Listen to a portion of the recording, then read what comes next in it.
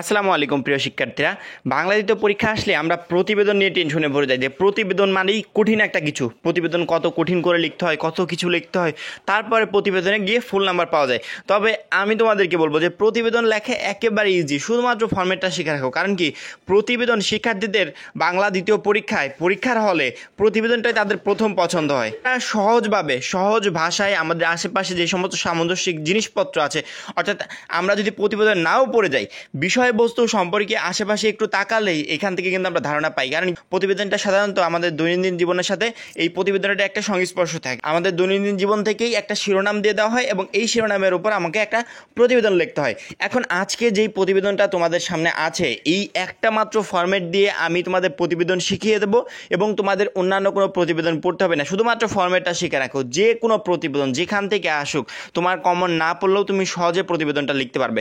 প্রথমত, আমি যে প্রতিবেদনটা নিয়েছি এটা হচ্ছে সংবাদপত্রে প্রকাশের জন্য প্রতিবেদন। যদি পরীক্ষায় সংবাদপত্রে প্রকাশের জন্য প্রতিবেদন পড়ে, সেক্ষেত্রে টেনশনের একদম কিছু নেই, তুমি সুন্দরভাবে লিখতে পারবে এবং পরীক্ষায় পুরো নাম্বার পাবে। দেখো, সংবাদপত্রে প্রকাশের জন্য প্রতিবেদন, এবং এটা আমি একজন সুনাগরিক হিসেবে আমি একটা প্রতিবেদন লিখছি।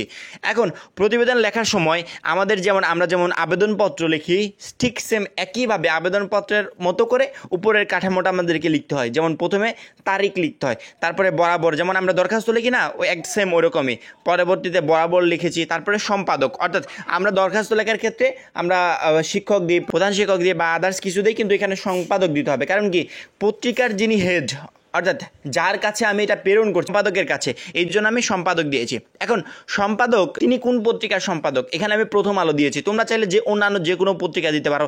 এখন এই পত্রিকার অফিসটা আসলে কোথায়, সেই ঠিকানাটা দিয়েছি, কারণ বাজার, ঢাকা।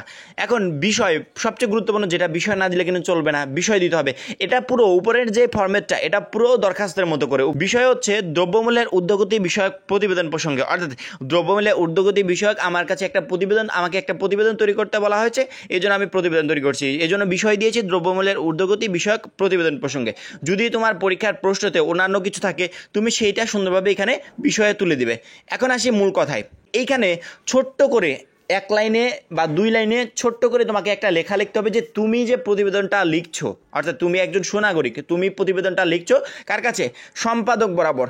এখন সম্পাদককে তুমি বলছো যে এই প্রতিবেদনটা যাতে পত্রিকায় ছাপানো হয়। এখন এই কথাগুলো তুমি মুখে মুখে তো বললে হবে না, তোমাকে এটা প্রতিবেদনের মাধ্যমে বুঝিয়ে বলতে হবে তাকে। তুমি কি বলবে, জনাব, আপনার বহুল প্রচলিত প্রথম আলো পত্রিকায় নিম্নোক্ত প্রতিবেদনটি প্রকাশ করে সংশ্লিষ্ট কর্তৃপক্ষের নজরে আনতে সহায়তা করবেন। বিনীত নিবেদক সেলিম খান। অর্থাৎ আমার নাম হচ্ছে সেলিম খান, যে প্রতিবেদনটা লিখছে তার নাম সেলিম খান। যদি প্রশ্নে কোনো নাম উল্লেখ করা থাকে, সেক্ষেত্রে সেই নামটা দিবে। যদি না উল্লেখ করা থাকে, তাহলে তোমরা তোমাদের নিজের নাম দিবে। এবং সবচেয়ে গুরুত্বপূর্ণ যে বিষয়টা, যদি প্রশ্নে পত্রিকার নাম উল্লেখ করা থাকে, সেক্ষেত্রে সেই পত্রিকার নামটা দিবে। তাছাড়া নিজে বানিয়ে কোনো পত্রিকার নাম দিও না।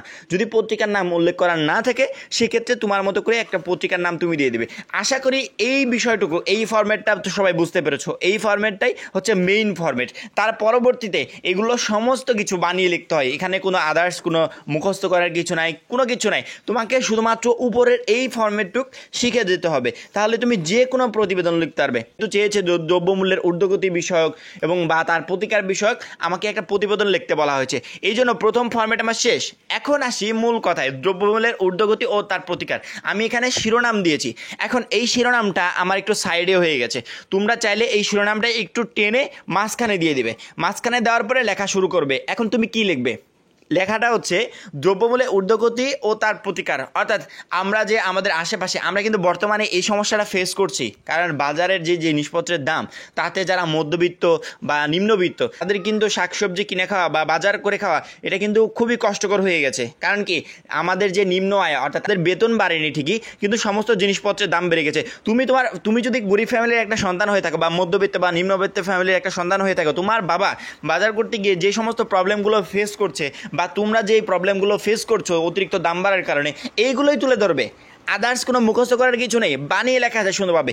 এগুলোই তুলে ধরবে। তুলে ধরার পরে এখানে 10 লাইন বা 12 লাইন বা 8 লাইন যেরকম করে পারো, মানে যতটুকু দেওয়া যায় এটুকু দিবে এবং পরবর্তীতে তার প্রতিকার দিবে। অর্থাৎ তুমি তোমার পার্সোনাল অভিমতটা দিবে যে এর প্রতিকার আসলে কী, কি কি করলে এর প্রতিকার হয়। মনিটরিং টিম আছে, তারা যদি প্রতিদিন বাজার পরিদর্শনে আসে এবং তারা যদি দেখে কেউ অবৈধভাবে দাম বাড়াচ্ছে কিনা বা অবৈধভাবে কোনো কিছু করছে কিনা, এগুলোই তোমাকে এখান থেকে মুখস্থ করতে হবে না, তুমি নিজের অভিমতটা, পার্সোনাল অভিমতটা প্রকাশ করবে। দেখো এখানে যদি অন্য বিষয় থাকতো, যে কোনো বিষয় তুমি একটু আশেপাশে দেখবে যে এই বিষয়ে আশেপাশে ঘটনাগুলো কি ঘটছে, ওই ঘটনাগুলো এখানে সুন্দরভাবে লিখে দিবে, হয়ে গেল। তাছাড়া আদার্স কোনো প্রসেস নাই। এবং শেষে আমাদের একটা খাম দিতে হবে। এখন খামটার সাইজ সাধারণত যেরকম হয়ে থাকে সেরকমই দিবে। এবং লাস্টের দিকে দেখো এখানে দেখতে পাচ্ছ কোনায় আমি ডাক টিকিট লিখেছি, অবশ্যই এটাকে লিখতে হবে।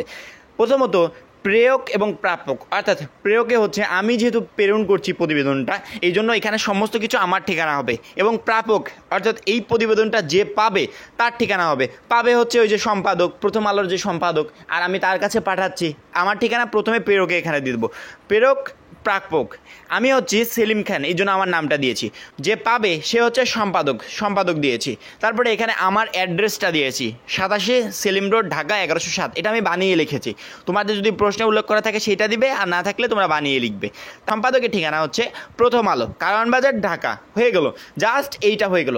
প্রথমে তোমরা প্রতিবেদনটা সুন্দরভাবে লিখবে গুছিয়ে, তারপরে এখানে সুন্দরভাবে শেষের দিকে একটা খাম আঁকিয়ে দিবে, তাহলে হয়ে গেল। প্রতিবেদনে তোমার 1 নাম্বারও কেউ পারতে পারবে না, তুমি ফুল নাম্বার পাবে। আশা করি ভিডিওটা ভালো লেগেছে। পরবর্তী ভিডিওর জন্য চ্যানেলটা সাবস্ক্রাইব করে রাখবে। সবাই ভালো থাকবে, সুস্থ থাকবে, খোদা হাফেজ।